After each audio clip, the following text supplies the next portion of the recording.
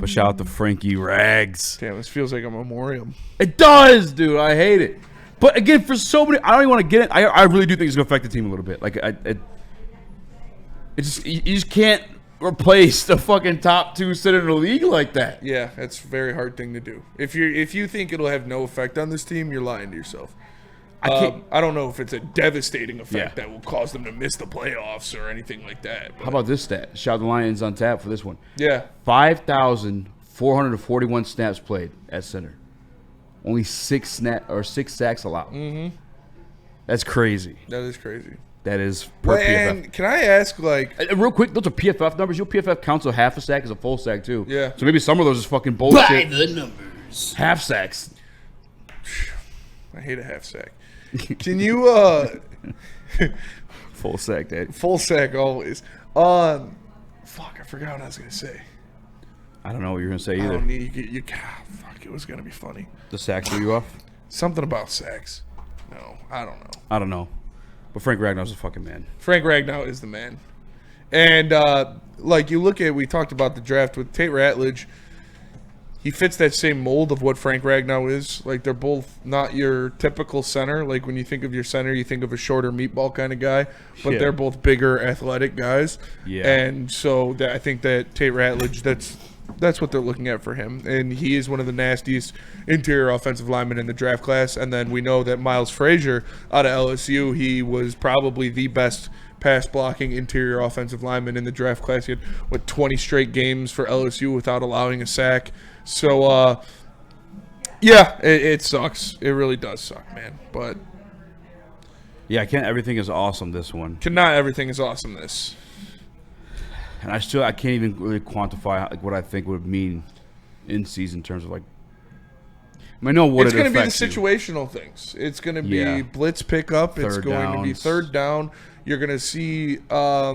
Maybe even runs up the middle. The communication is going to have to be there, and that's why I believe that it'll start with Graham Glasgow at center. I think maybe Tate Ratledge will take over in season or definitely next year, but I think this year they're going to start with Graham Glasgow as the starting center.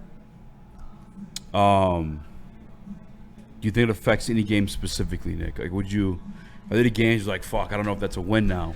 I think we're all thinking the same thing, probably. It's the NFC Championship game against the Eagles. Ooh.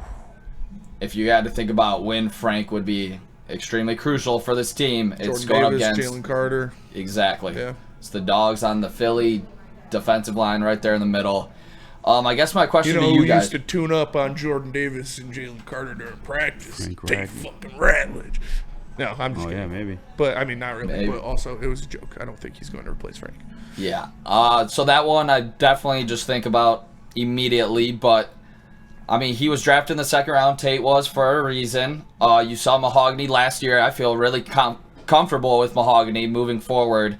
I guess the guy that I don't feel as comfortable about is the guy that we've seen play for years now, and it is Graham Glasgow. I am a little bit scarred because of that Commander game with Graham. So, want to see a full offseason of him at center. I mean, it's going to be different. Like, I don't know. We're lucky we have Penei Sewell. Mm-hmm. I just know that on this offensive line. Yeah. Cody Ingle says let's worry about that game when we get there. It's fair. But I'm even talking about beyond. I'm even talking about just the journey there even. But I'm not going to be pessimistic. Yeah, it's definitely not going to be easy to replace him, but even without Frank Ragnow, you have one of the best rosters in the NFL. So you're going to, maybe make a trade to bring in a veteran. But I think they just run with what they got. They like the guys they got, and they were prepared for this. So do you want to see Graham week 1? I don't want to see it, but I expect it.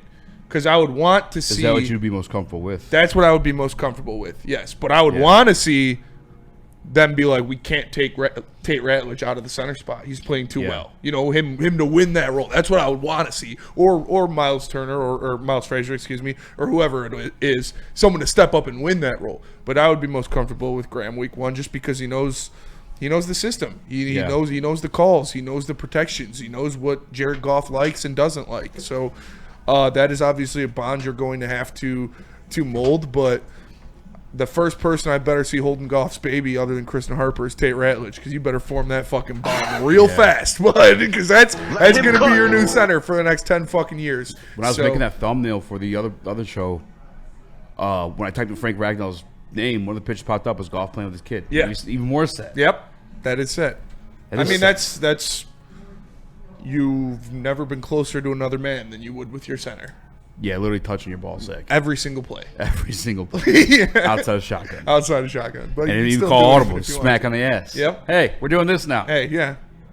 You know? I mean, he's telling you to get a towel, so you got to feel your ball sweat. So he's got to wipe his ball sweat off his wrist. Yeah. Was that Frank that puked in the ball before snapping it? No, that was the Packers. That was the Packers. Shout out to Malik Willis for not fumbling the ball. That's so gross, dude. That's disgusting. By the way, we got a super chat. Shout out to what's his name here? How I Train. He says, if Brad knew, why didn't we re-sign Kevin Zeiler? Because when we had Kevin Zeiler, it was on a $5.9 million one-year deal, and Kevin Zeiler signed an $8.9 one-year deal. Yeah. Simply, they just didn't want to pay Kevin Zeiler that amount of money. And Kevin Zeiler, same boat on borderline retirement as well. Yep. Do you see Frank returning as a coach? I don't know. Not right away. Not right away. Definitely not right away. He loves hunting and fishing. He's going to take this summer. He's going to be on a lake. Be doing a whole lot of that. I'm trying to go fish with Frank. Frank, if you're listening, I couldn't tell you the last time I fished, but I like fishing. And actually, same. I don't know. I honestly couldn't tell you. I don't like fishing. I like fishing. I like ice fishing. I've never been ice fishing. You just bake out a shanty? You could just sit on. I'd rather just sit on a boat in the sun, drinking beers, smoking weed. I feel like I'd get like too sketched out if I'm baking out a shanty. What'd you say? I'd get all sketched out like, oh, it's gonna melt for sure. On ice? If I'm baking out a shanty. When I was little, I was definitely scared by it. How I Train says, yeah, but we freed up all that Ragnow money. And that's what we're gonna get into next. Yeah. The diamond in the rough, the diamond in the fire. I don't know the saying I'm thinking of, but the tiny glimpse of positivity in the inevitability of the storm cloud of Frank Ragnow retiring. Ragnow. R.I.P. It's like a celebrity couple. Yeah. Just combine the names. Ragnow.